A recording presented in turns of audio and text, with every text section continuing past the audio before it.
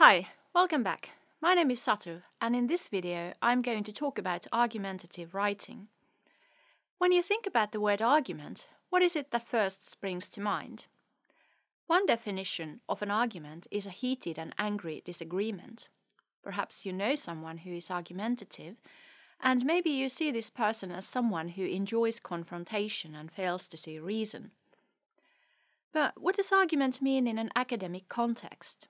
Arguing in an academic essay is very different from having an argument in the real world. In an essay, you are not engaging in a heated shouting match with another person. Instead, you are trying to convince your target reader of your position in a calm, considered, and rational way. But what does it mean exactly to write an argumentative essay rather than, say, a descriptive one? In descriptive writing, you merely present facts or background information. This kind of writing might be useful for setting the scene for the argument that you will present in an argumentative essay. But descriptive writing isn't in itself argumentative. Argumentative writing is about persuasion. Creating a convincing argument is about making claims and providing convincing evidence for these claims. At the center of an argumentative essay is one main claim. This is often called the thesis statement. The main claim, or the thesis statement, is then supported by a series of subclaims. Each subclaim is backed up with reasons and evidence and presented in an order that makes logical sense in relation to the overall argument. In constructing an argument, you might also need to consider possible counterclaims.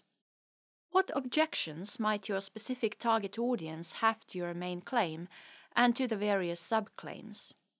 And what objections might they have to the underlying assumptions that are not explicitly stated in your text, but are still assumed to be connected to your claims?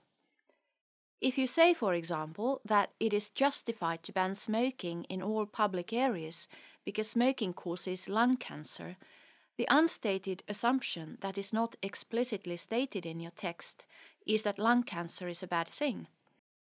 Your target audience might then either attack your claim and its reasons, that smoking should be banned in all public areas because it causes lung cancer, or the unstated assumption that having lung cancer is a bad thing. Demonstrating that you are aware of possible counterclaims in your essay doesn't undermine your own arguments, but actually increases your persuasive power. By addressing some of the possible objections to your claims, to their reasons, or to the unstated assumptions, you are showing your reader that you know your stuff and have done your homework. Basically, you are more likely to be taken seriously by your target audience if you can show them that you have knowledge of your topic and that you can think of more than one possible solution to the problems that you are trying to solve. Unfortunately, there's no one-size-fits-all formula to creating a successful argument, but it can be useful to consider the following questions. Firstly, what does argument mean in your own discipline? Secondly, what do you need to do to convince your target audience? What counts as convincing evidence?